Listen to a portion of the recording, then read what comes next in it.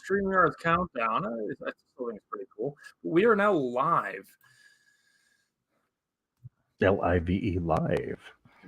What? Why am I hearing duplicate? Oh, I have that tab open. That's my problem. We call that pulling a Manny. Not bad. There's this guy. Good evening, chat. Today is not a book day. I've brought on Tank Ferret because we're talking about a movie, which is probably going to be relatively common because I do kind of brand myself as the cyberpunk guy.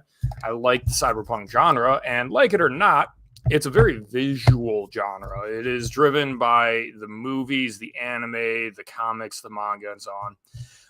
And the prose novels are really like forgotten if your name isn't William Gibson.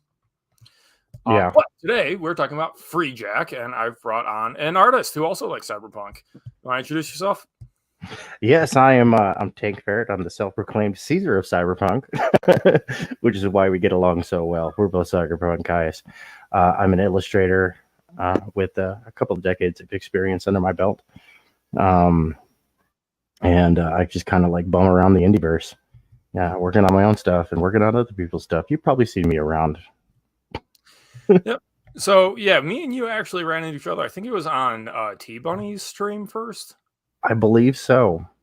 Yeah. So it was like shortly after that, we're like, bro, we should do like a 1990s movie review. Yeah. Because for anyone listening who doesn't know, I do a like public book club where I try to bring people on where I grab like old books that are worth reading. This month is Frankenstein. Good one. And then I try to bring on indies to talk about it. But reading a book, A, is on a monthly schedule. B, it's a lot of work. Sometimes it's just not to people's taste. And very similar to that is, okay, so how about an old movie that's easily got? And I believe Freejack is actually just like on YouTube. They just put it up there to try and skim some advertising revenue. Yeah, it's on YouTube, Pluto TV, Tubi, that I know of. So that's the benefit of it being made in 1992 is you can get it, but it was also made in 1992. It's pretty corny and hokey and a little questionable at times. The plot is a little all over the place. I watched this a month ago. Tank, you watched it last night, you said. Yeah, I watched it again yesterday. Yeah. It's missing a few key features, though, I would say, that people associate with the genre. Yeah, I wouldn't necessarily toss it into the cyberpunk bin. I would put it in the near future science fiction. It's definitely dystopian. Well, it does hit the transhumanism. It does. Because there's a whole thing of like capturing minds and computers, swapping between bodies, trying to overcome the limitations of mortality with technology, bending freaking space-time to your will because you're just that rich. Right. And it also obviously has the hyper-urbanization, the corruption, the crime, the decay of societal trust, the wealth disparity. What do you think it's missing that would make it not cyberpunk? Oh, it a little more merging of man and machine. I don't think I saw anybody that. No one has augments. That's true. Yeah, nobody's augmented. It's missing some of the, I don't know, people call it biopunk, the genetic manipulation. Outside of maybe the viruses that they talk about occasionally, like maybe those are engineered. Those background details are blink and you miss it here. Yeah. They cram enough detail to explain why the world just goes to absolute shit in 18 years. But right, before we continue, briefly explain, the movie opens in like the 80s, 90s or something. 1991, and the main character is a Formula One driver or something like that, in a race, live on TV, spins out of control and almost crashes and dies. But Matrix simulation. He gets warped forward 18 years into a medic bay and wakes up when he's not supposed to, and he's been kidnapped by future thugs. Yes. And that's used as the fish out of water explanation, because it's, let's take a guy from today and just throw him into this futuristic dystopia. Right. Which is a good storytelling tool to get somebody, introduced to a universe. That's why Isekai is so popular these days. You take everyman. It can also be cringe if not done well. I think for the subjects that they wanted to go after, it worked, but it's also kind of like, okay, you just introduced time travel to a setting. Congratulations, you can't expand this story into another story. Like, you can't write a sequel here because you have unlimited time travel. Like, right. You just start getting into paradoxes instantly. They don't necessarily.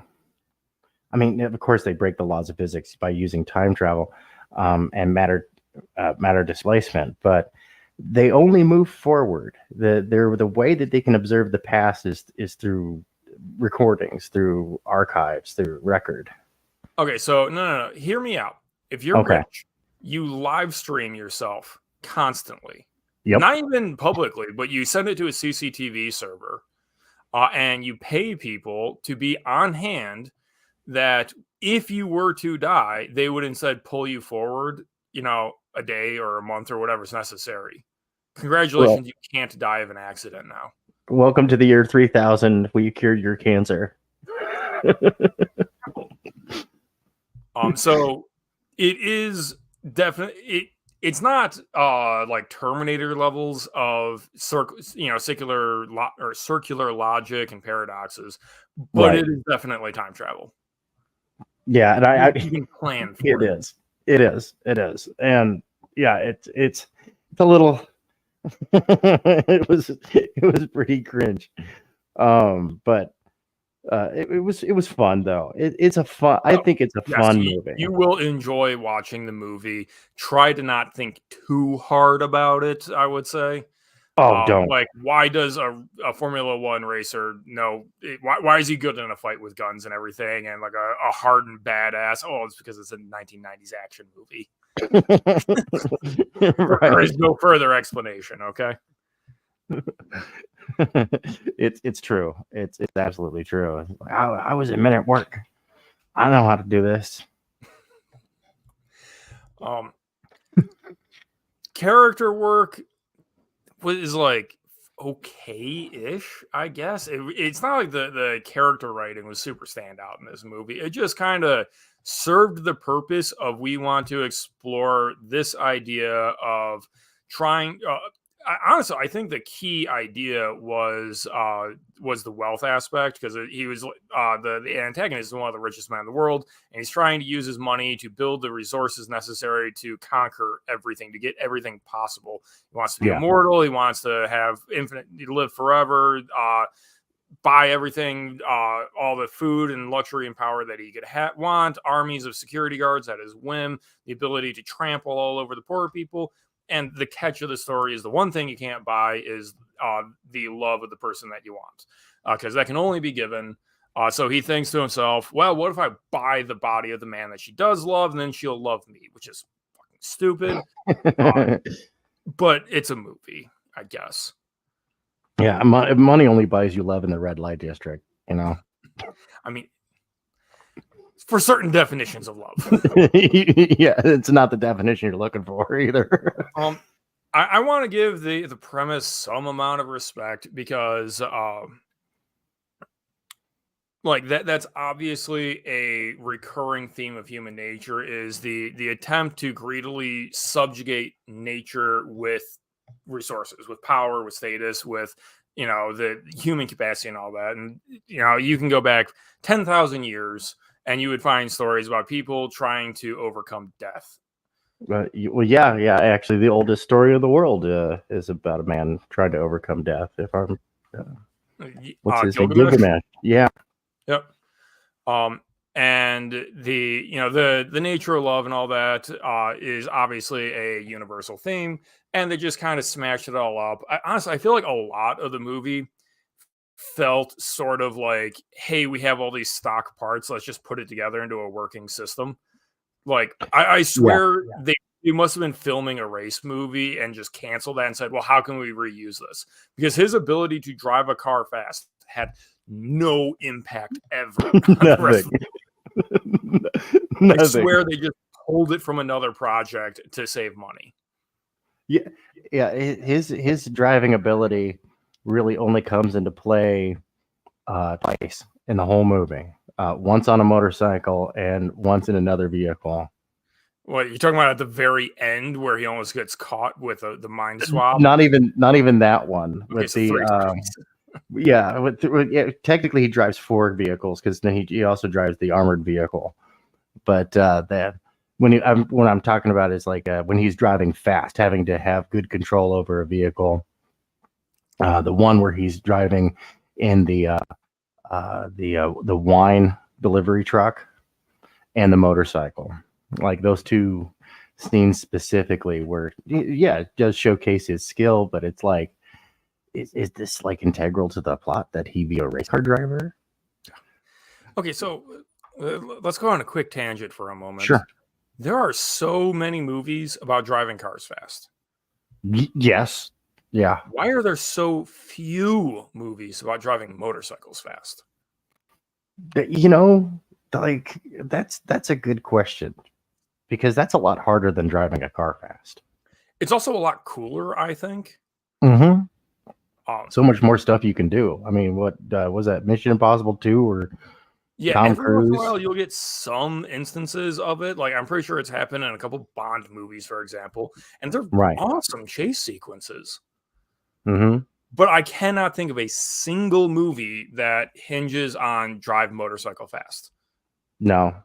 In fact, the only TV series I could think of was the Robotech Next Generation, the Mospeada, with the Cyclones, the motorcycles that turned into the power armor. Well, there was also the Mimi Yu-Gi-Oh season, wasn't there? Card games on motorcycles. Was there? Oh my goodness! I didn't actually watch it because I just got told it's card games on motorcycles, and I was just like, Yu-Gi-Oh hasn't been good since season 0. So, well, much like shows like a lot of shows, it was a 30-minute advertisement for a product. Yeah, I have to imagine that the product of Yu-Gi-Oh is actually really profitable. Like, it's cardboard crack in a lot of ways. Oh yeah, no, cardboard crack is always good. And it's hard to replicate that, because really there's only 2 games we ever talk about. We don't, we Magic the Gathering and Yu-Gi-Oh, we don't talk about Artel Sorgan's Netrunner, which is kind of fun, actually. Wizards pulled the plug on that. Yeah, it was actually kind of a fun game. I was actually I would have gotten into Netrunner after graduating college if it wasn't for the fact that the year I graduated college is the year that they pulled the plug on it. So I was like, oh, well, okay, completely tangential now to the movie. There is no good 2-player board games. Like, Netrunner should have filled that, because that's the kind of thing where I can own it all. I can just teach my brother or my weeb friends, and we can do 1v1s that are good. Because I got out of Magic the Gathering, because I despise Wizards of the Coast nowadays.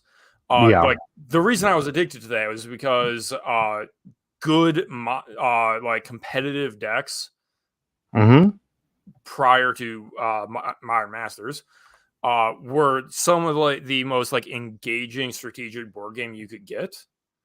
Oh yeah, nothing else could compete with 2015 Modern. It was so good, and it's gone to shit since then. And yeah, I stream about Magic the Gathering sometime if you want, but that's not. We should, because I used to have a collection of Legacy decks that were just all built on just fun themes, and they were competitive, tournament competitive, turn 5 kill, right? I compromised and I built an 8-player draft cube out of all my Oh, cards. fun. Yeah, I call it the modern golden age because anyone who picks up the cube just goes, "Oh, this is all the cards you have from 2015," and it just works so good. Like everyone's just like, "Oh, this is exactly the way I want it to work." You always end up with a balanced deck where you get to fully enjoy the game because you can get an aggro deck, you can get a control deck, but everyone will generally end up in a interesting mid-range deck, which lets you play the game with each other. It's See, perfect. that's fun. Yeah, I've got a long box that's full of decks that are all balanced to play with each other. So that way I can just pull them out and play with my friends, and they're all built off of different strategies and other fun themes. We should definitely talk Magic sometime. These days I don't like wizards. Like they can go to hell. Anybody who hoops on their fan base. We'll do that. Let's go back to talking about Freejack. Yeah. So Freejack, Mick Jagger. All right. Are we gonna sit here and talk about the action sequences? The action was fine. Like what? Yeah, it's not. The action was fun. Shoot 'em up action. Honestly, aside from the fact that you can basically sum it up as kind of corny. Yeah. Yeah. Hello, John. It was honestly, the movie didn't have big problems. It just wasn't super standout, and some of the ideas kind of really break under scrutiny. Like the entire ending was kind of like, what just happened? Mick Jagger is the law. The Syndic. It was his character's name. The Syndic. They really did not justify why he liked him. They just declared that, well, he likes him more than his boss, so they're friends now. Yeah, he likes him more than the other guy. So, yeah. And I actually took a look at that scene there towards the end where Vicendek makes the faithful decision to back the protagonist as opposed to the big corporate baddie. And it's quite logical, actually, because if the corporate baddie wins, Vicendek is next on the chopping block. Like, he's a dead man. And so he's like, all right, well, I'll take my chances with this guy because I know he's not going to kill me because he's actually a good guy. Well, that kind of just plays into this tropey issue of like the horrible villain mistreats his henchmen for no good reason. Mm-hmm. Yeah. Thank you for the algorithmic love, John. Hey, John. I need thumbs up. I need comments. I need subscribes. Tell your friends. Fuck off, austerities. Why do you even know what that grip is? Anyway, moving on. Like there's not really a good reason to just like backstab the people working for you like that. Right. That's just a Hollywood fabrication. It really is. It was like the actor. I forget the guy's name. I always enjoy what he does. I mean, the three main actors are Mick Jagger, Emilio Estevez, and Anthony Hopkins. Yeah, with Rene Russo as the love interest, and but the guy who plays like the really scummy bad guy, he played his role. You know what? I'll give it to him. Everything falls on the writer for that guy because it was just like, oh my goodness, man! Like, could you be more tropish? So what's your take on the idea of digitizing and basic copy pasting a human mind? John, we're talking about Freejack, the 1992 dystopian action thriller starring Mick Jagger and Anthony Hopkins. Yeah. You can find for free on YouTube. I probably should have the link in the description, but I didn't do that because I'm a mediocre YouTuber. It's okay. We can retcon it.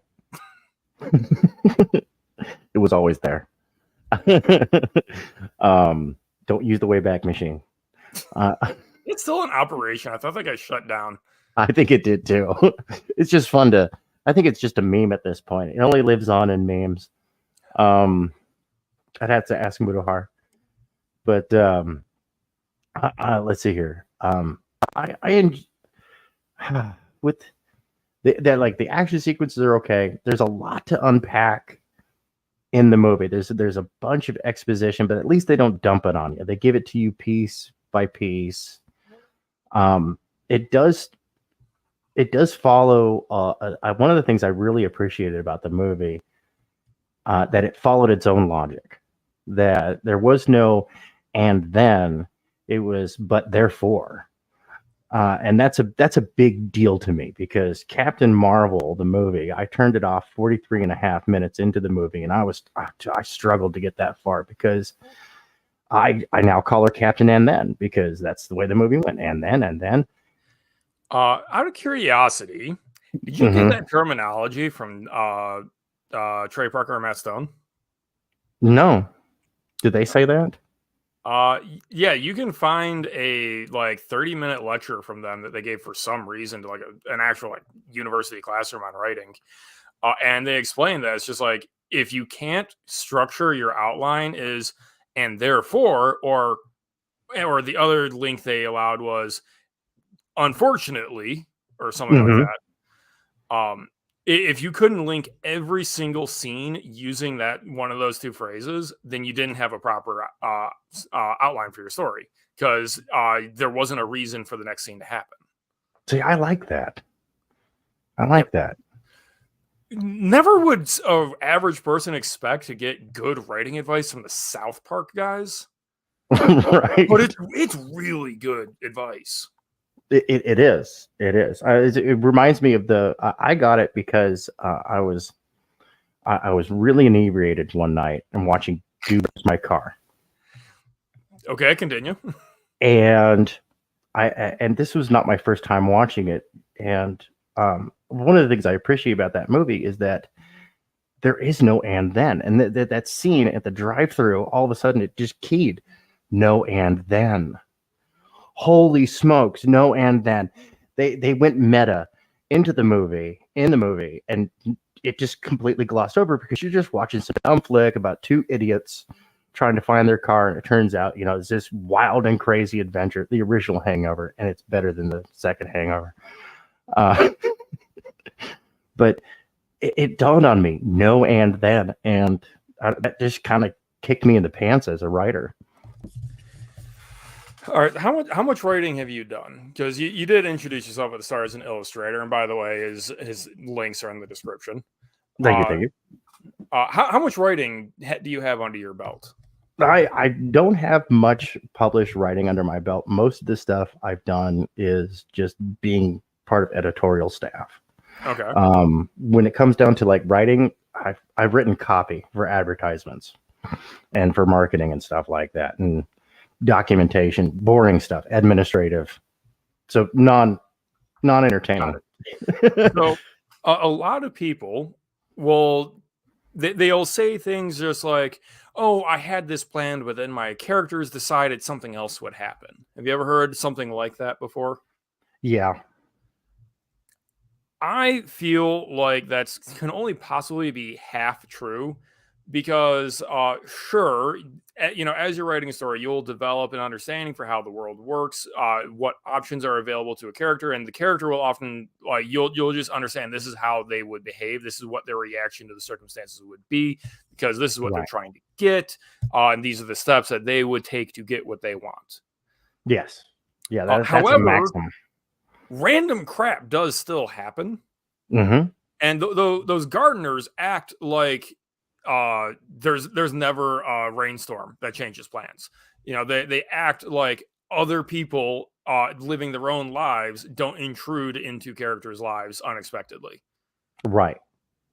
So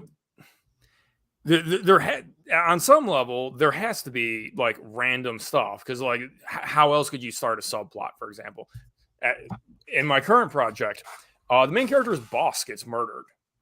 And it's completely out of left field, because it has nothing to do with the main character. It just makes his life harder, because suddenly there's a police investigation crawling through his office while he's trying to pull an office space and rig the mainframe to steal money. Right. So that's an and then, but it's also kind of the correct way to use an and then, I guess. Right. Yeah. You're throwing something, and it is, but the boss gets murdered. Therefore, So it does fall into the whole but therefore. If you want to really twist it into that shape, I guess. I mean, you can twist it in there. And there's probably a chain of events that led to the boss being murdered, which the audience doesn't know. But, it's funny because I talk about like when it comes down to like your world building, it's cause and effect. And 90% of the time, the audience isn't going to be aware of it, and it doesn't matter. But if they ask, you need to have an answer. If it comes up. Yeah, so if you follow my Twitter closely enough, I was just posting that I managed to stumble my way into actually a really good solution to that murder mystery. Because when I wrote it, I was just like, yeah, no, I want these complications because that will set me up for action in the climax. I don't know who he's going to be fighting or why, but I've now started the groundwork. And when I was writing through it, I had no idea why the boss had been killed. But I built it through as I was writing the story and ended up actually with a solution to the mystery I'm really happy with that makes sense for everything I built up. Unfortunately, it's a better murder mystery solution than my murder mystery novel.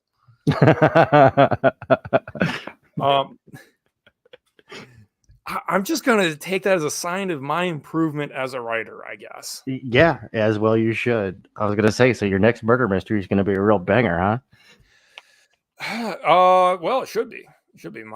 So to do a bit of shilling here, this is the sequel to this is Bastion Blackstone 2. This is not a murder mystery. This is a manhunt, attempted murder, and then the guy goes on the run, and Blackstone has to chase him down. It's great. I love it. 3 is going to be a serial killer, though, because I kind of was just like, hey, what's better than a murderer?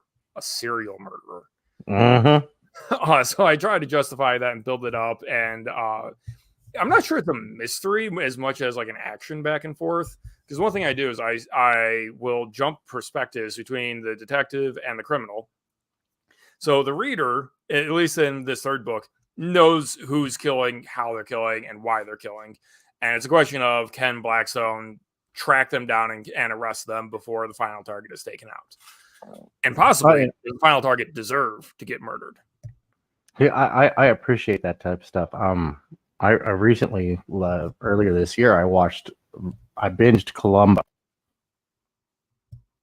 And one of the things I absolutely loved about it is that the audience knows exactly what happened. And it's up to our protagonist to not just figure it out, but to play this mental game of chess. And I think that's the better way to do it.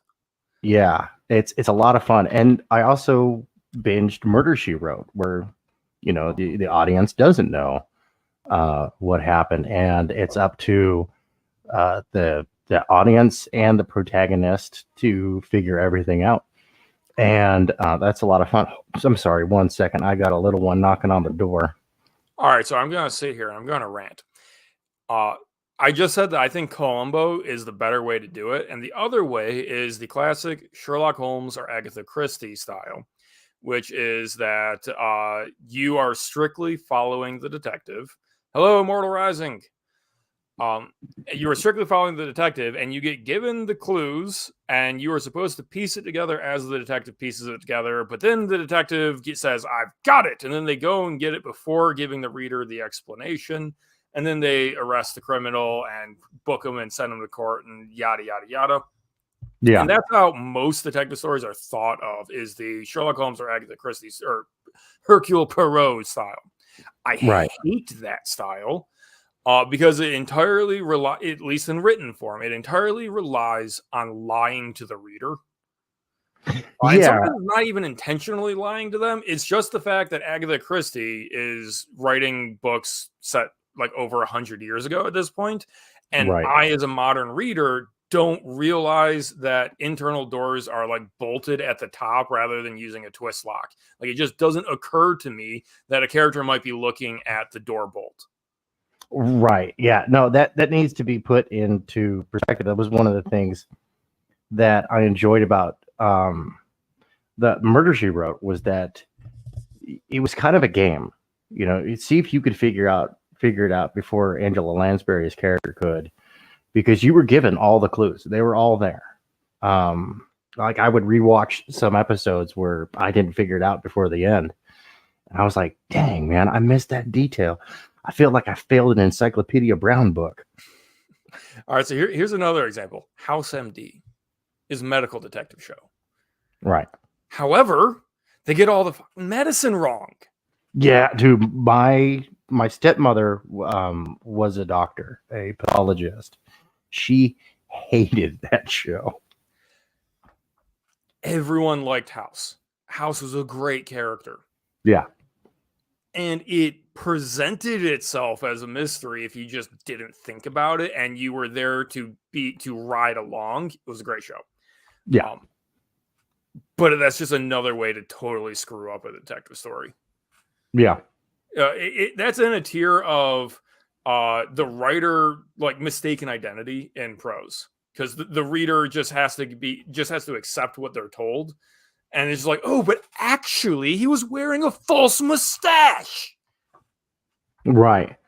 And that was one of the things that I appreciated about actually, speaking of mysteries, Freejack. In the movie Freejack, like if you really pay attention, you could figure out who is this rich person who is paid, what, $7 million? I think he said, Mick Jagger says in the beginning of the movie. Like, you're the one that watched it recently. Yeah, he said like $7 million of hardware you got there, right? And so pays like the $7 million to get the person transported to the future. Like you could figure it out. I think that like it's a dead giveaway about 2/3 of the way into the movie if you're really nitpicking and paying attention. So it is the kind of mystery that relies on not being the focus of the story, though. Yeah. Because if the main character is sitting there going, "Who pulled me in? I have to figure this out." Oh, dude, you movie's would over. realize that there just is not enough cast of characters for it to be a mystery. Right. Yeah. That reminds me, I'm going to spoil my Friday stream slightly. Okay.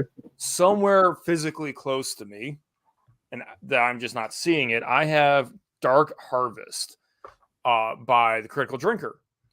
And I mostly have very good things to say about it, actually. But it relies on a mystery the whole time of who is Prophet. And for the record, if you want to take my recommendation that it's worth reading, like mute the stream for 30 seconds and I'll wave to bring it back in. Okay. This has been your opportunity because I'm about to give away the ending. I'm giving it away because I think the ending's bad. Okay. The mystery is who is Prophet. And by the time you get to the end of the book, when that has to be revealed, for the record, it's a very paint by numbers book. There's literally only like you realize that there's only say 20 pages left in the book, which means that they can't introduce a new plot arc to reveal who they are, which means it has to be somebody already introduced. And you're like, oh, well, the list of people it could be is one person. Oh, wow, he betrays them right there. It's like, really, man? Like, yeah. He's like pigeonholed into being the reveal, and it's like you could have done better. Come on. Okay, this is my wave to bring people back in from mute. All right. Yeah. Now that. Yeah. Okay. Yeah. I hear you there. So, Freejack. The only issue in my opinion of who brought him in is that like it just was such like a corny scale of the story. That's really it. That's what the story is. So what do you want from it? It's a roller coaster ride. You get on it to just have fun. You don't think your way through a roller coaster. You just throw your arms up on the loop-de-loos and just enjoy yourself. Totally agree on that one.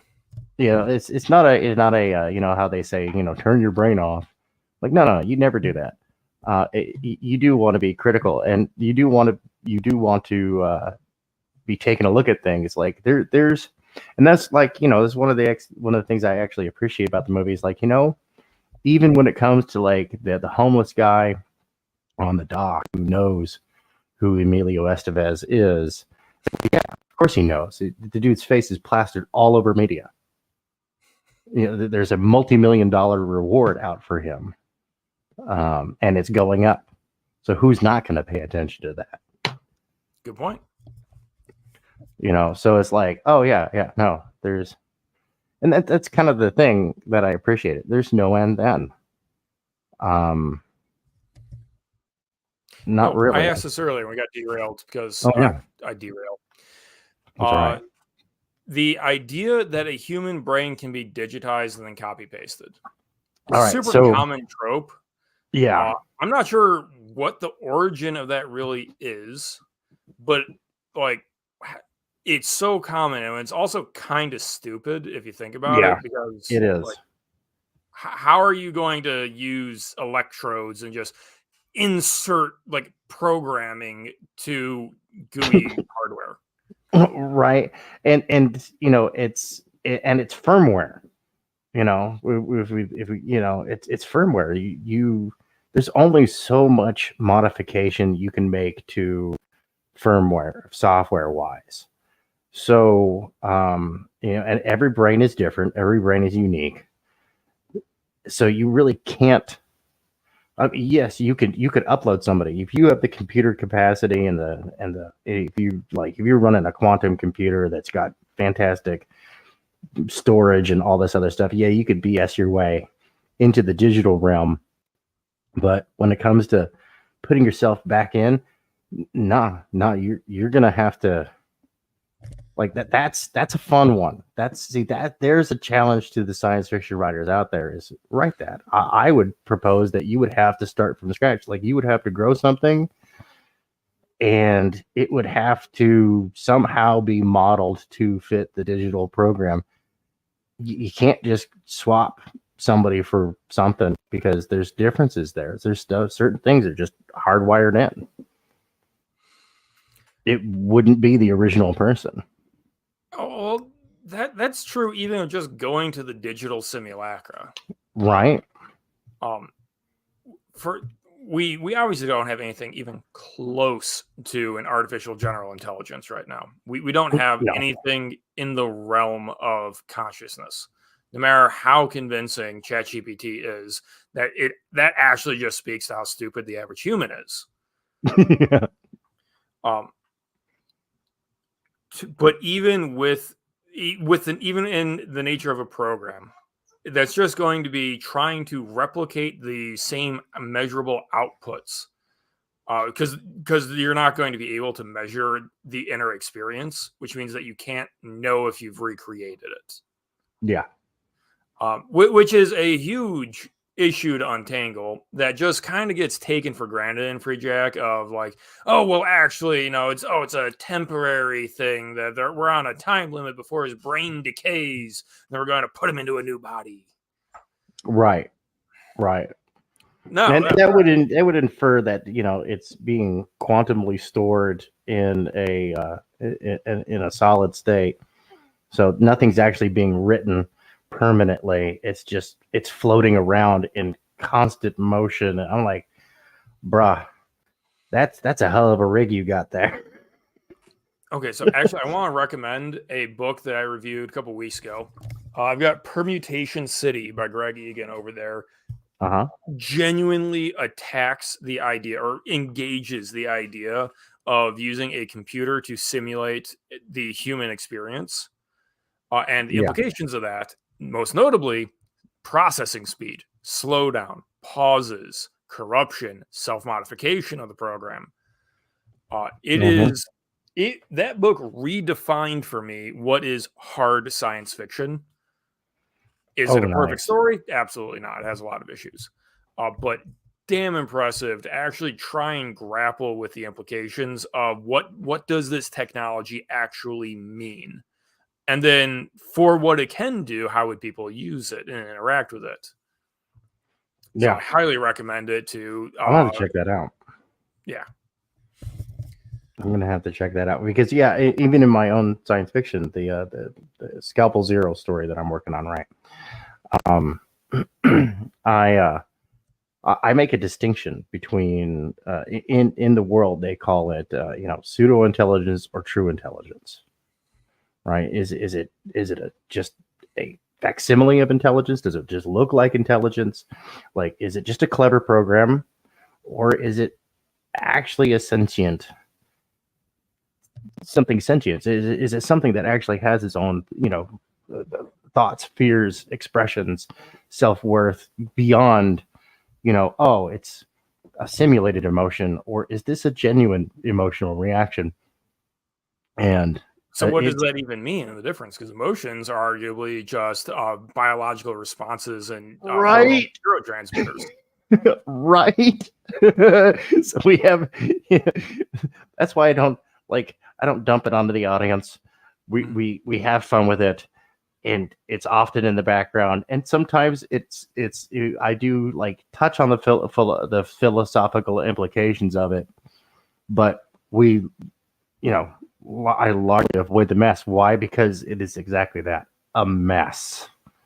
There was some futurist I was listening to on YouTube a while ago where he was talking about the implications of replacing even a single neuron with a computer that acts as the neuron that was replaced. And it's like, okay, so when do you notice the difference? When does it stop being a brain? How many neurons do you replace with that little transistor glob for it to stop being a human experience? And okay, what if you start spreading the neurons out and having them communicate over larger and larger and larger distances? When does it break? Right. Because we don't have an answer to that. No, we really don't. And even the more advanced pseudo intelligences that I have in the story, they're an amalgamation of inorganic and organic processors. In other words, neural tissue.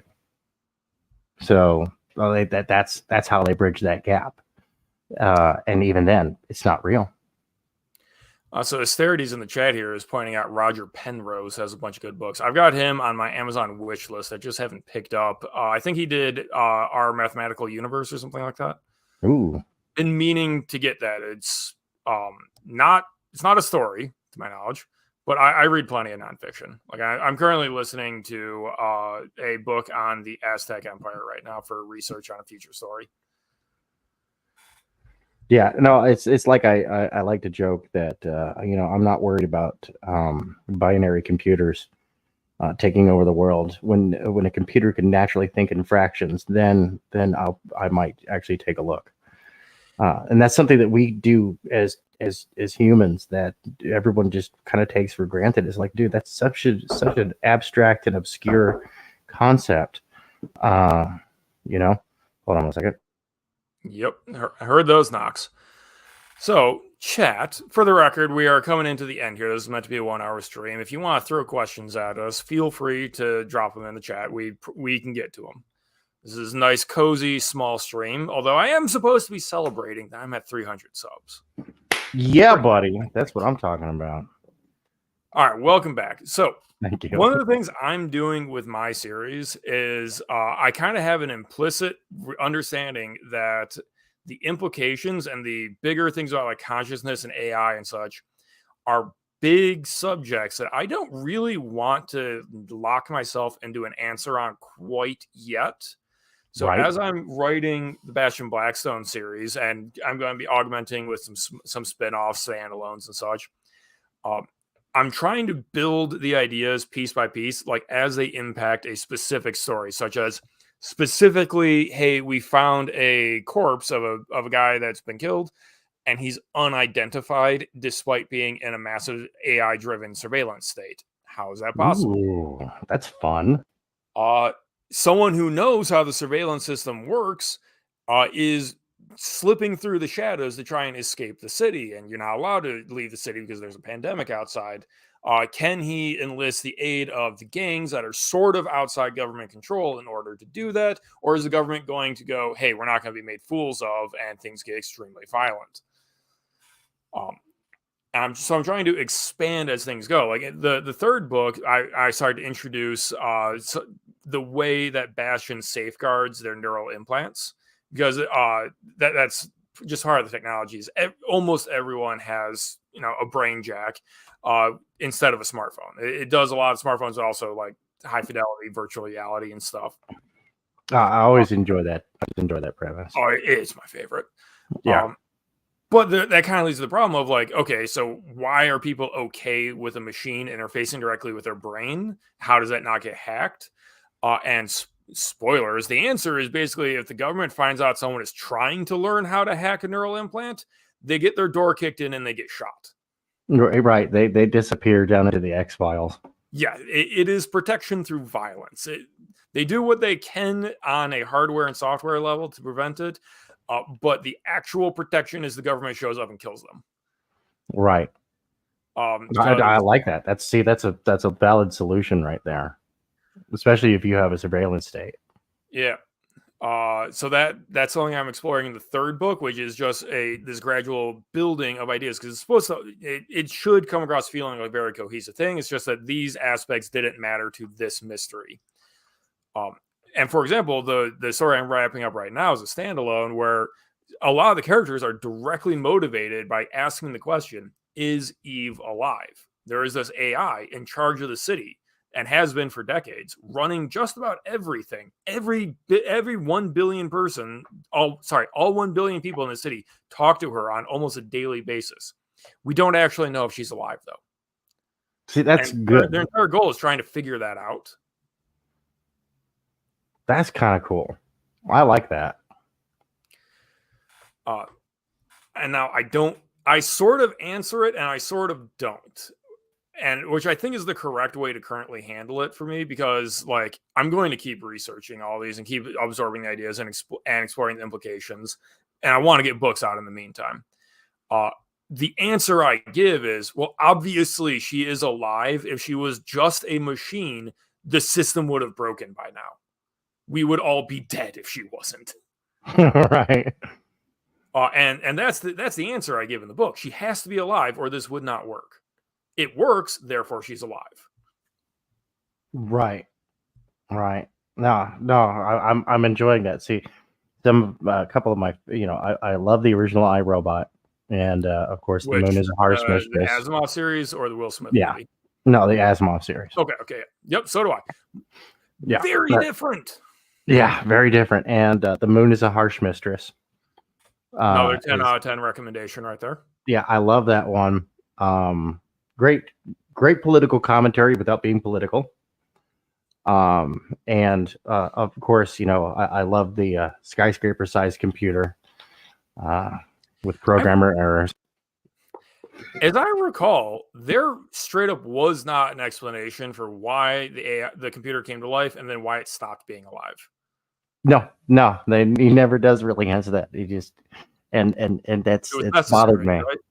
It's bothered me because I feel way, right?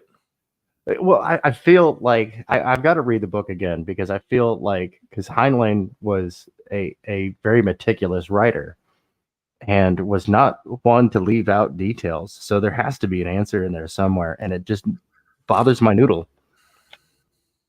It bugs my noodle that there might be an answer in there hidden somewhere.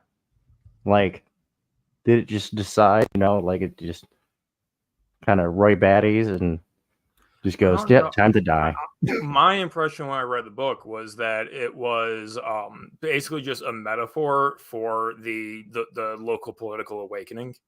Right. People realizing that they had to break away from Earth, they had to govern themselves. And then, it stopped being alive because they just rebuilt an authoritarian Earth government on the moon. Yeah, so and it's I don't want to live on this moon anymore. They killed it themselves. Yeah. No, it's. I mean, he was not above metaphysical and spiritual answers in his stories. If you no, he wasn't. Stranger in a Strange Land. Oh yeah, or Job: A Comedy of Justice. That one I haven't gotten to. I should add that to my list. Maybe I'll do that for a future book club. That one is just a fun. It's a fun book. It really is. It's a wild adventure, and I think it was his second to last book that he wrote. he was old. He was on his way out when he wrote that one. And I think he touched upon some metaphysical stuff in there, which, like you said, he wasn't one to shy away from it. Yeah, Heinlein is. I'll add that to my list because Heinlein is one of the few authors where I am kind of committing myself to read their entire collection. Like PK Dick is one. I guess Heinlein is going to be another. I'm not sure I have a third at this time, but PK Dick just has like so many weird and influential ideas. Yeah, well, I like my my PK Dick endings, like my coffee, dark and confusing. Actually, I just bought a PK Dick pulp novel. You can kind of see it back there. It's like Solar Prison or something like that. Literally don't even know what it was. I was just bored and in a record shop, and they were selling like 1940s pulp novels. I was like, I see Dick. I'm buying that one. Never, Yeah. I've never heard of this title before, but gonna read it later. He was a lot busier as a writer than I ever imagined, because I was like looking to read some more of his books, and I was like, wow, man, I've got a lot to do. Yeah, I managed to work in Man of the High Castle to the book club recently. Mm-hmm. Very much enjoyed that. Although a lot of people are just kind of turned off by the mid-century Germans conquering America. We lost World War II. We sold out our cultural pride to bend the knee to foreigners kind of deal. But the actual craft of Man in the High Castle as a story, juggling so many plot lines and characters, making you care about them, and the way they interact with each other, top tier. It's fantastic. Yeah. No, it's a good, fun alt history book. It really is. And I do like myself some alternate history. Usually I really shy away from alt history because alt history is like an excuse to be like, but then they invented giant robots. Right. Yeah, no, I stay away from the Harry Turtle Dove stuff. All right. But we are getting to the end of the hour here. If you want to like take over the screen for a sec to show you what you're working on, because I did say part of this is to let you show because you've got some projects in the pipes. Oh, I actually don't have anything prepared. Okay, so people are going to have to follow your Twitter, which is linked in the description. Yeah, because my graphics card gets here tomorrow, and then I've got. Right. Did you manage to rebuild your studio?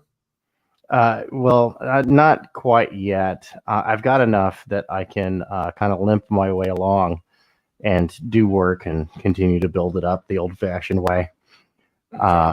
Brother, so you do your illustration by hand, don't you? Or are you have you switched to digital? Both. Okay. I do both. The book I'm working on right now, 2064 Shadows.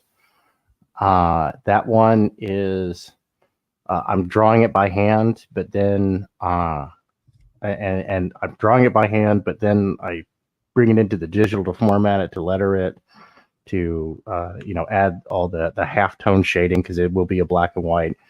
The ultimate goal is to actually put it out as as like a paperback, because that's what the kids are into, man. They want a book and put in their back pocket. So, dude, I don't know how you get a book that small, or they're just really big pockets. It's like so I do print on demand. The big pockets. If you see the red book that's hiding behind the bottle of writer's tears, that's as small as Ingram Sparkle print. Yeah. No, you see, like they're the size of the they're the size of your of the smaller paperbacks. The little manga does it all the time. All right. Okay. So now that you're not sick with pneumonia anymore, and we're actually in contact and such, we're gonna talk about some art over on Twitter at some point. Word. But we got 5 minutes to the hour. You had your moment. I already slid in very unsubtly my advertising is the link in the description. I do need more reviews. Oh my god, I'm crying about the amount of reviews I have on GammaCoin right now. Oh yeah, goodness, yeah. Good God. To get the word out, get people to review your book. I do That's have one what I'm doing with this channel. I do have because I do work with a group where Tank Ferret presents, and we do have a campaign over on Fund My Comic right now called 21 Demons: The Rise. It's from Paul Roper. It is a romp, man. It's 102 pages of some high concept fantasy with a Prose touch or of illustrated? Illustrated. Ooh, Beautifully that's illustrated. huge. Yeah. Now this is it's good. It's good. And we've got some good merch over there. We have production in the US and UK. In order to bring prices down, we try to source away from the Reds wherever we can.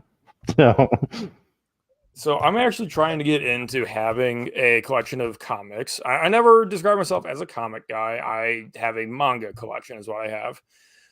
But I am trying to hit some of the big hitters, some of the good stuff. Like I'm actually on the hunt for Judge Dredd.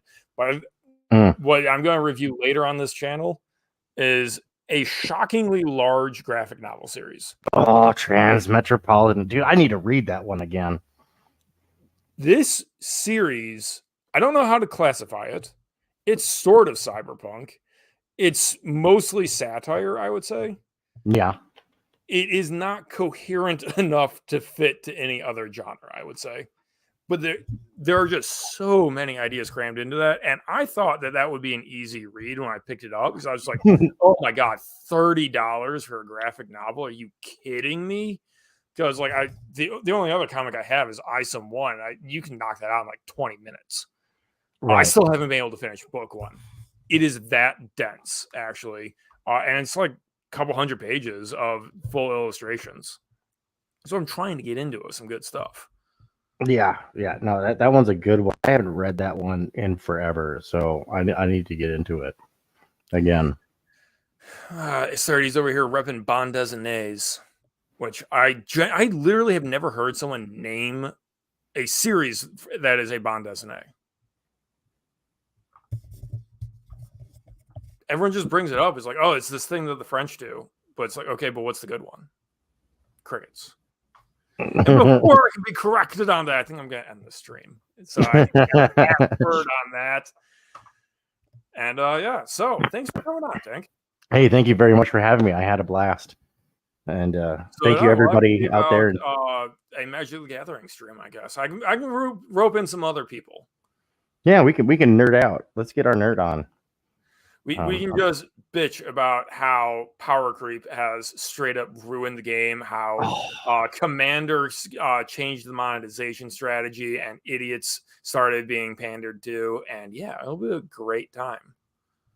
It'll be a little off topic for my channel, but hey, F you algorithm. That's what I say. To anyone viewing, thank you. Please hit the like button. I need the algorithm help, please. I want to get monetized.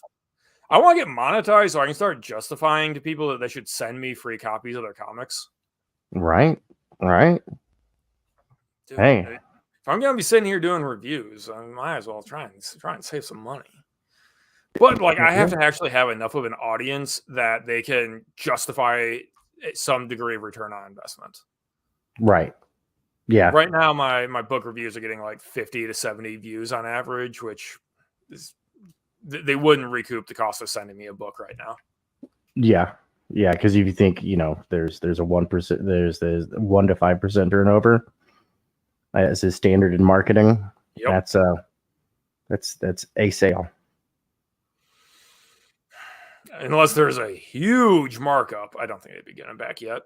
Yep. Nope. If I just keep growing, I keep giving good opinions and getting more people interested, then it's a numbers game.